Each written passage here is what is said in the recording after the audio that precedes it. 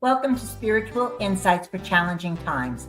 I'm Ellen Barron, and I'm so grateful you've chosen to spend your time here with me today. I believe that a spiritual path is the way to navigate life's challenges with greater wisdom, courage, and peace. So, join me today as we start this journey together. How many of us really struggle when life throws us curveballs, whatever that challenge might be, whether it's in a relationship, finance, just the world around us that's constantly changing right now? Well, if those are some of the things that you'd like to understand better or explore with us, then I want to invite you to do two things. Number one, join us because we are going to take a deeper dive today into embracing change by opening our heart. This is going to be part two. So if you like what you're hearing today, you can even get more by returning back to part one. And we have a special guest with us today, a friend of mine, Unity Minister, Reverend Therese Lee. And she's also a certified grief recovery method specialist, which simply means that she is a coach. She does workshops, that what her passion is about is helping people to deal with change, because we all know change is not easy. It can just take the breath right out of us. So welcome, Therese. Thank you. Glad to be here. Good to have you back here with us. In our first episode, we really focused on how dramatic change can be. And one of the things that we talked about that I think was really important was moving from our head into our heart. Yes. We talked about the fact that it isn't trying to, on an intellectual level, deal with this and process it, that we really have to connect to what we're feeling, which is not an easy process. Most of us don't even know how to do that or where to begin. So we really spend time doing that, and also focusing on how do we listen. I would say listen to ourselves. Yes. What's coming up within ourselves. And to go a little bit deeper, let's start there, listening to ourselves. How does this process actually allow us we start to change? So instead of holding on, grabbing tight to, no, I don't want this happening. I don't want to feel this pain. Maybe we can start with, how do we let go of control? How do we surrender? How do we allow ourselves to listen to what we're feeling? So it means that we're going to have to go within. We're going to have to, as you said, the longest journey in our life, from our head to our heart space, and sit with all of the, first of all, be quiet or leave the TV blaring. It doesn't matter. There's no right way. It's about trying to hear physically, what is our heart? What is the pain? Because the busyness of doing, right? But we're human beings. And I think this topic, or when life throws that curveball, as you said, it shoves us literally, catapults us into being who we've come here to be, which is honest and truthful with ourselves.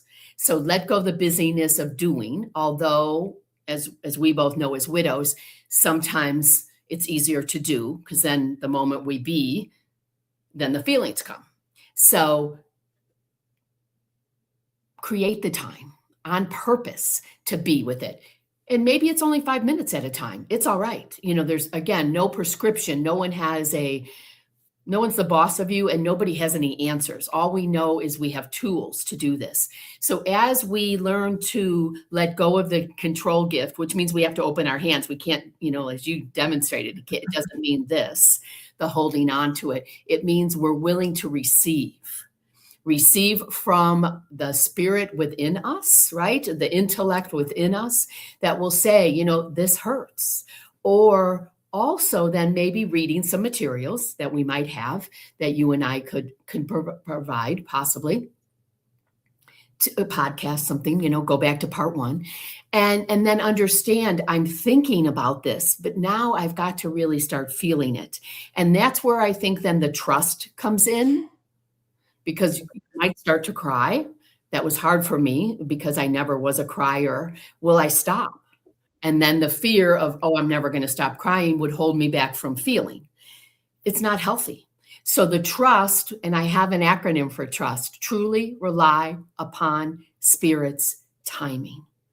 So as a minister, and I encourage this with my congregation all the time, allow yourself to be Spirit-led.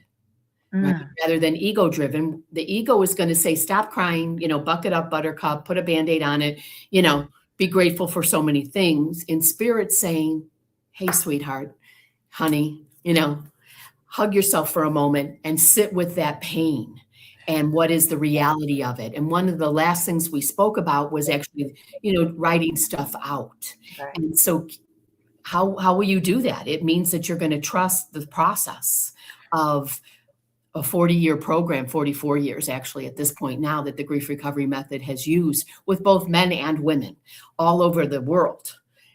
And it means that we're honoring what we're feeling.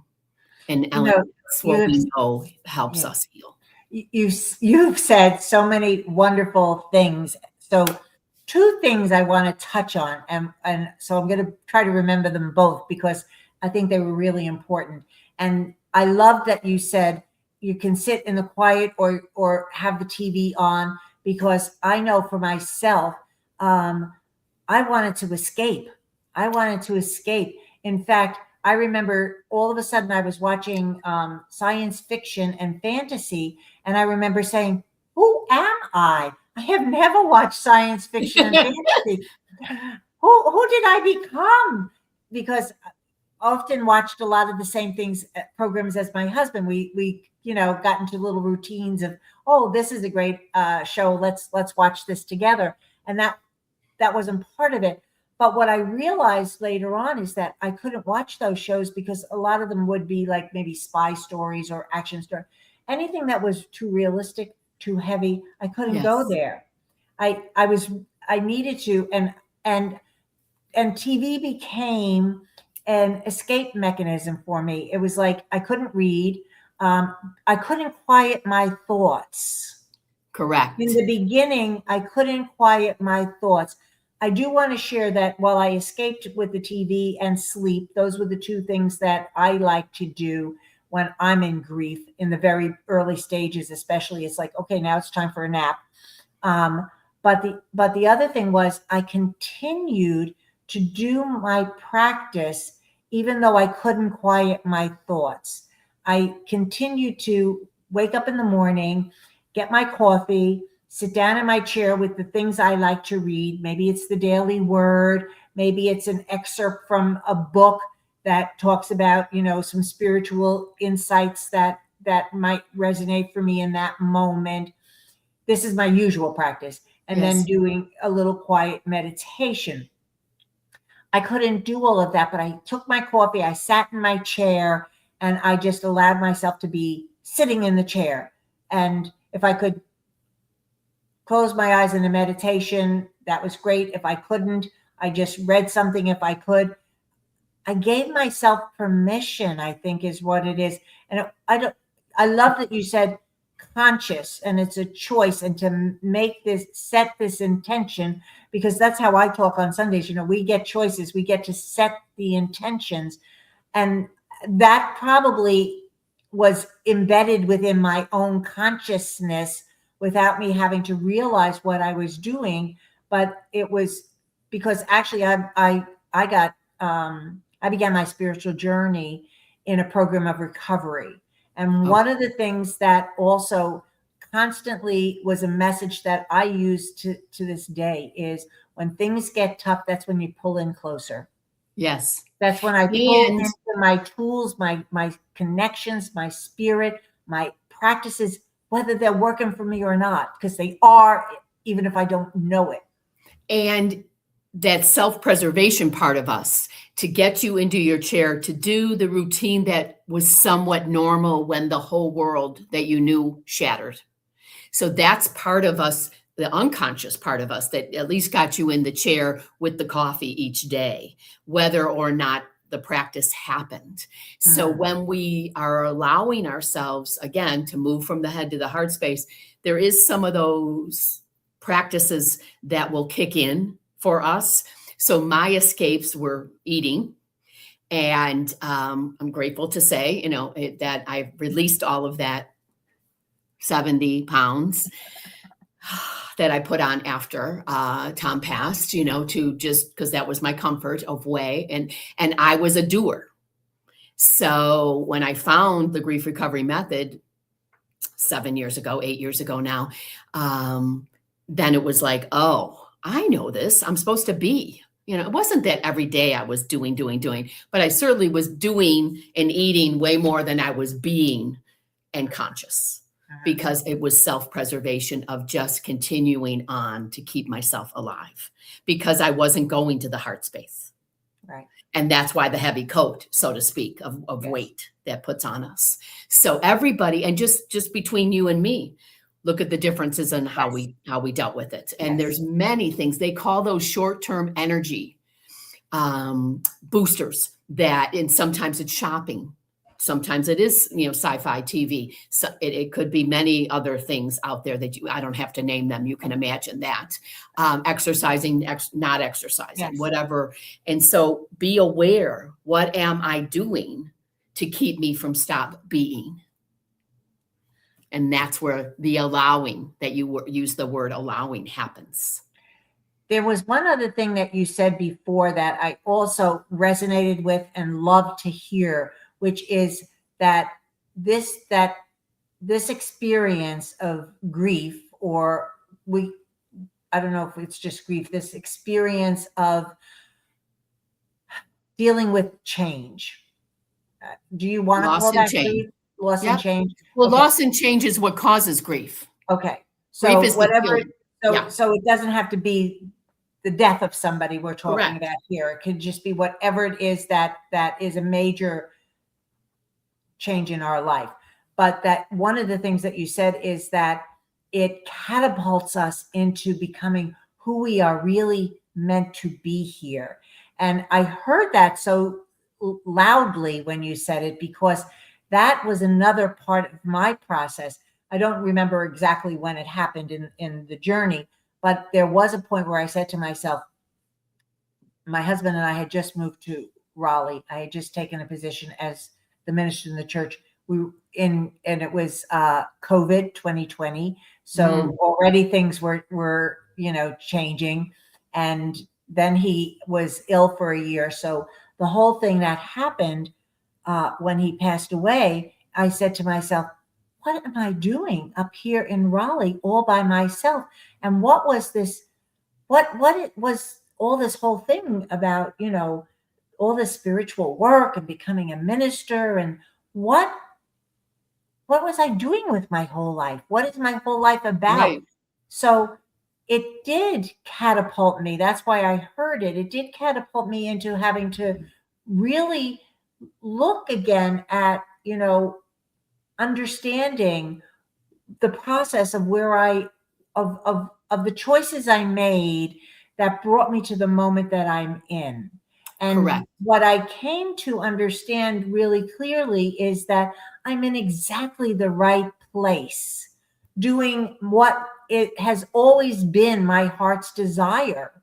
And that when I look back on my life, there's a clear progression, and I can see all the sign marks, the road signs of the shifts and the changes clearly in hindsight. Yes. That have led me to the moment that I'm in. So it's not by accident. I was here by design. I was here even where we are right now. There was such beautiful synchronicity. My husband's, we chose Raleigh because my husband said to me when I said, is there someplace you'd like to go? I'm looking to step into a church outside of the area we live in. And he said, well, how about North Carolina? Because his son, daughter-in-law, and 3 grandkids live in Durham. And so all of a sudden the Raleigh position became open. We came up here. It made, the daughter-in-law said, it's making my heart sing. My husband was excited. And then here we were when he was ill, and we had his family right there to love and support us through that challenge. So it was synchronicity. And that's the beautiful part, that when I do look back on my life, when you say it catapulted us to know who I really am, a spiritual journey has done that for me. It has led me step by step into the moment that I'm in today, which is exactly where I know I am meant to be. Here we are talking about this. Can you expand on, can you put that into well, also terminology here? You asked the question what versus why. Okay. And that's what I hear from you. So that is your already the trust and the spiritual insight, hence the name of your show, that you already had. So many, when loss and change happens, go to the why. Why, the word why invites us to become a victim. Okay. Why did this happen? Why did my husband? Why did we move? Why? The what is like, okay, what am I doing here? Mm-hmm. It invites action. It almost invites us to, lower our shoulders and step up forward into some kind of an action. And that's so much a part of my initial coaching with people is change the language. I live for my why. That's different than why is this happening? Mm-hmm. When we use the what am I to do now that this is where I am? And same with me. So as my house was going into foreclosure, right? Yeah, let me take a breath with that. Like, wait, what? Mm-hmm. She who, used to make 6 figures, back in the day. What am I to learn from this? What am I supposed to do now? I mean, basically, what's going to happen?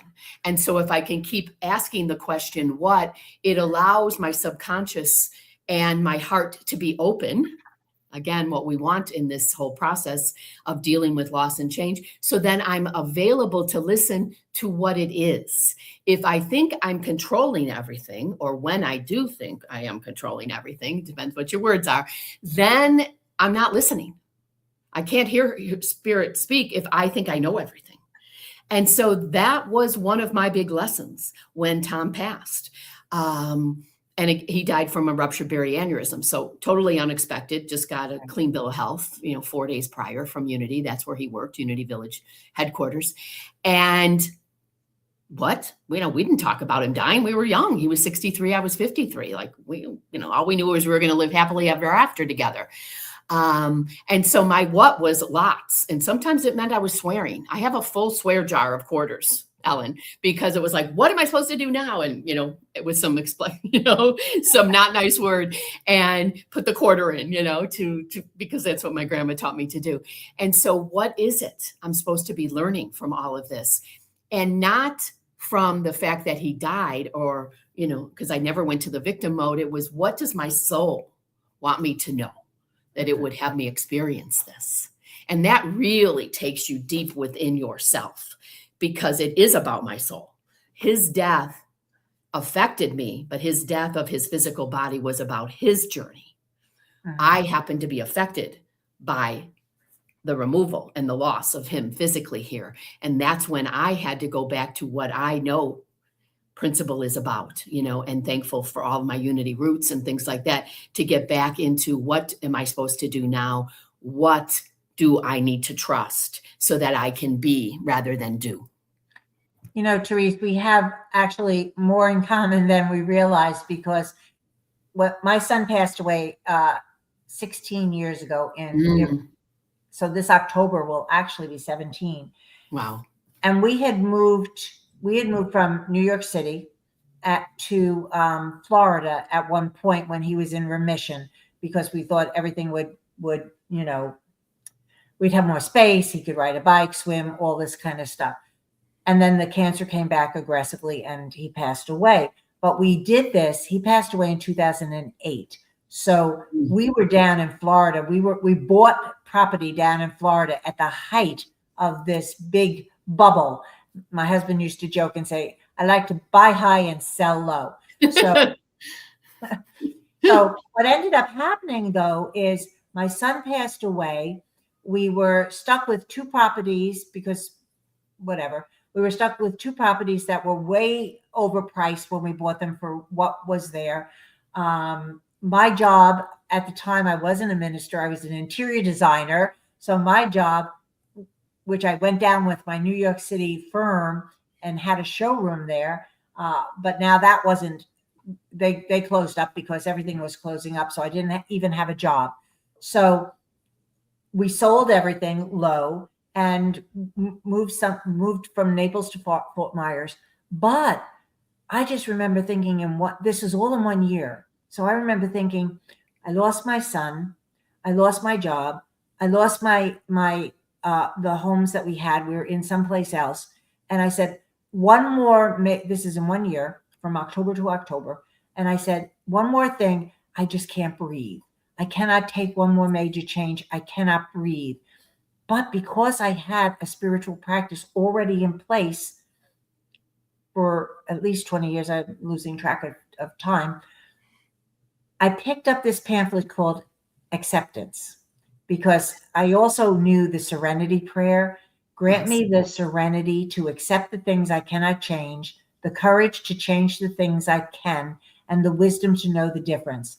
But that's in the acceptance brochure. But if you continue to read on, it doesn't say accept it grudgingly. It doesn't say accept it and just, bear the consequences. It says, or listening, yes. Yes, what it says is accept it with love. Start to open up your heart and be okay and just bring love into the equation. I read that acceptance pamphlet every single day during that period where I felt I was in crisis, where I couldn't breathe. Sure. And everything shifted. Again, I don't know the time frame, it's irrelevant, but I got a different job, which turned out to be so much more financially rewarding and fun. We connected with Unity of Fort Myers as a church. I became involved with the youth program and the foster teen program. Everything else, I guess what I'm trying to say is everything fell into place. Everything fell into place. And so it was like, here I was high, then I was low, then I came back high. My life has had those kind of ups and downs. And the spiritual practices, the tools that I've embraced and known and rely on have always been there when they're here, so that I get the wisdom, I get the peace, I get the strength, I get the guidance to bring me back up to here. Can you identify with that or share any of that?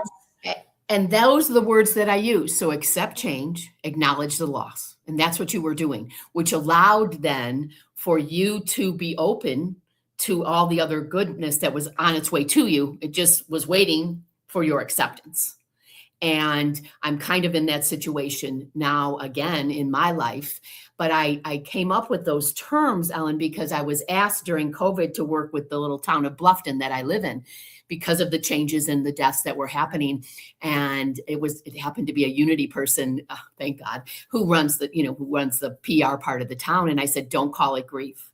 Let me come up with a name. And so I said to Spirit, all right, I know I'm supposed to do this work at a secular level, right? So what does that mean? Accept change, acknowledge loss, and allow for the healing of feelings.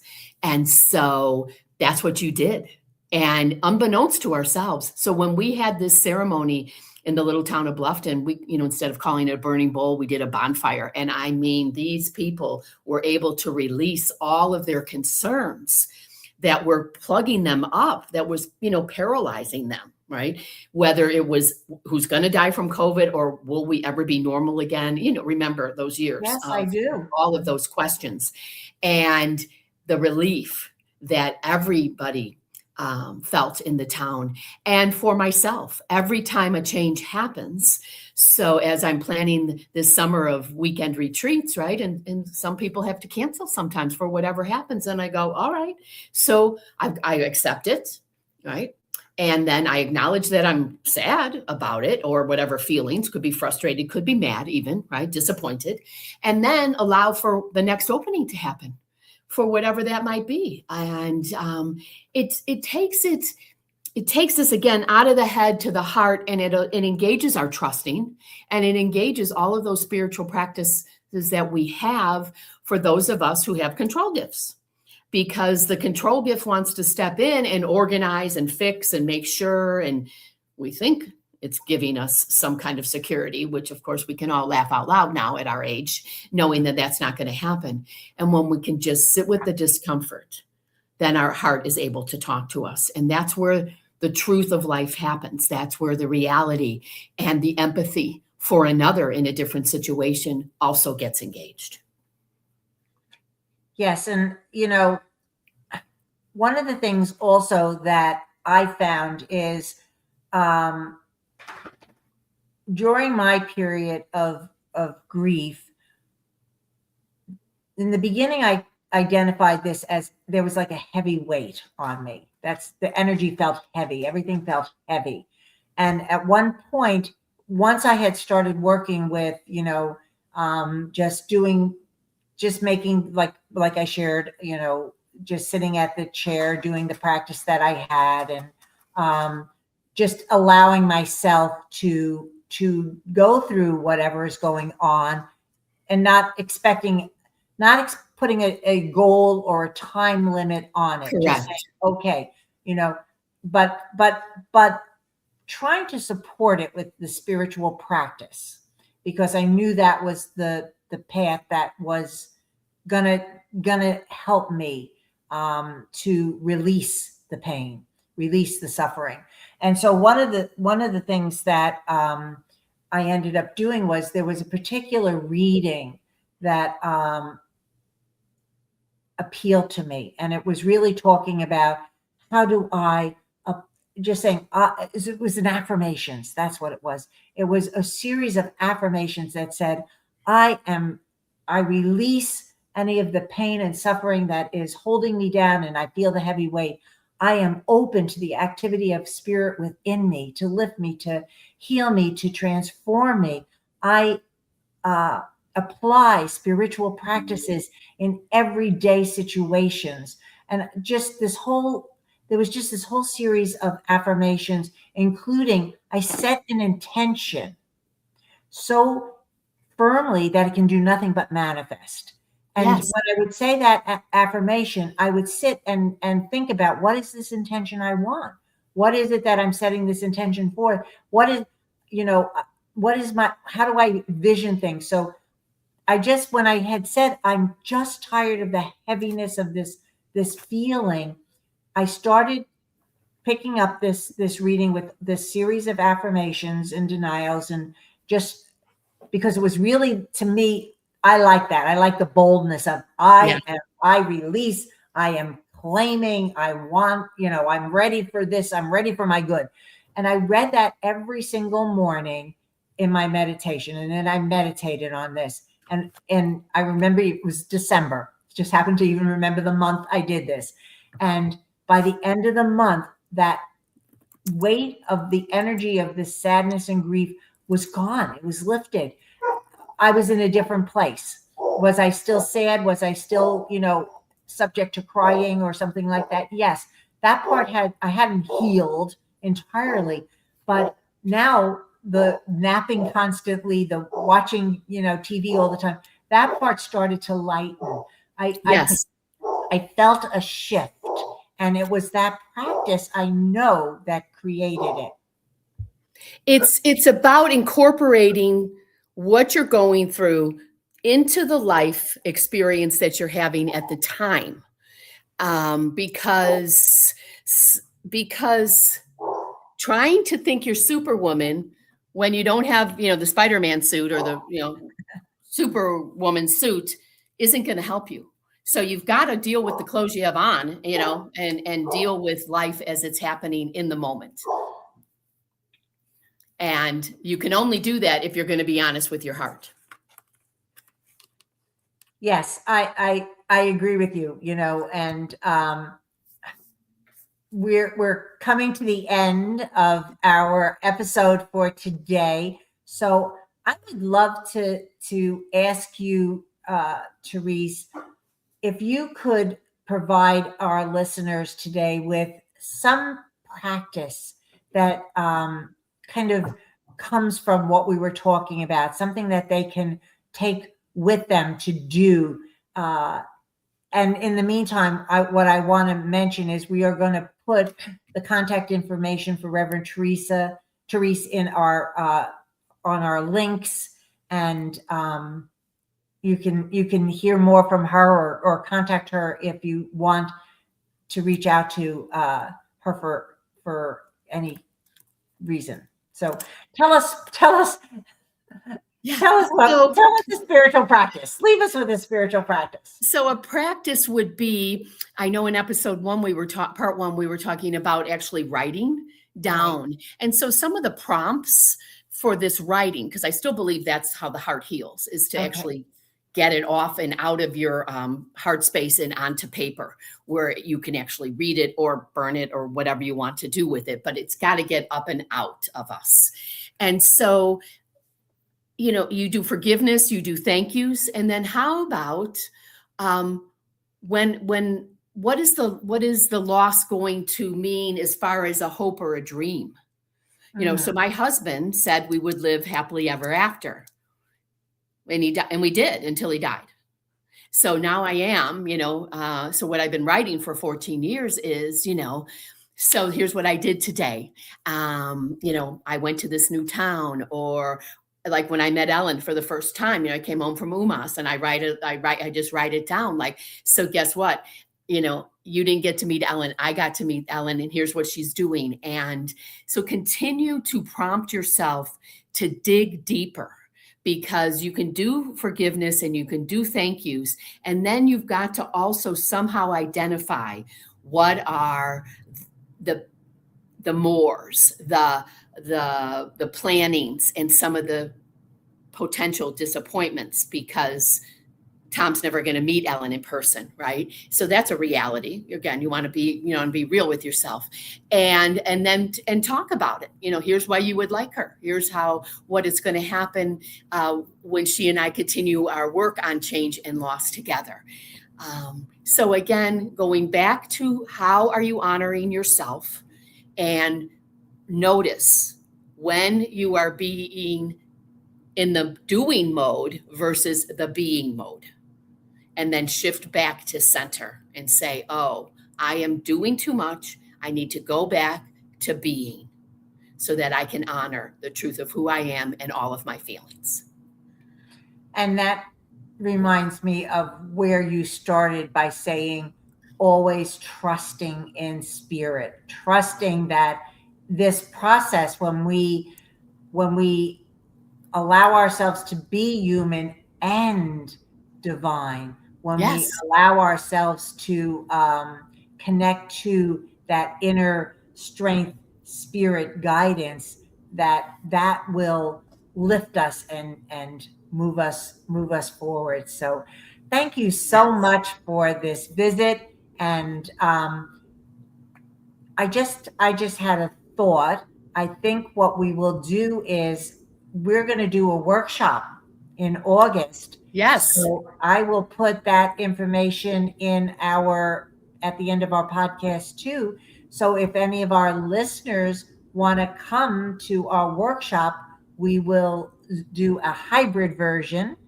And that means we can do it live and online. Yes, so absolutely. We'll share that information with everyone. For addressing this really, I think it's an important topic today about change and loss. Oh my because it may or may not involve death, as we know. You know what? I agree with you. It is a very, very important topic, because aside from the fact that life changes the way we've been talking about it, there are so many people in my congregation that feel the heaviness of the change that's going on in the world around us. And Yes. that is bringing up a lot of the symptoms that we talked about with grief. It's bringing up this idea that I feel overwhelmed, I feel distracted, I feel like I can't. Hopeless. Yep. Hopelessness. Reverend Therese, let's say that is really one of the things that we're going to be bringing alive, is how to connect to hope when we do the next workshop. And my acronym for HOPE is helping other possibilities emerge. Oh, love it. Okay. Thank Perfect. you. Many Okay. blessings. Thank you. Thank you. Thank you for spending this time with me. I hope today's conversation offered you a meaningful insight or a spiritual practice that you can carry with you into your own life. If something sparked a question or touched your heart, or if there's a topic that you'd like to go deeper into, just leave me a message, put it in the chat. I would love to hear from you. It might actually inspire one of our future conversations. I look forward to being with you again soon.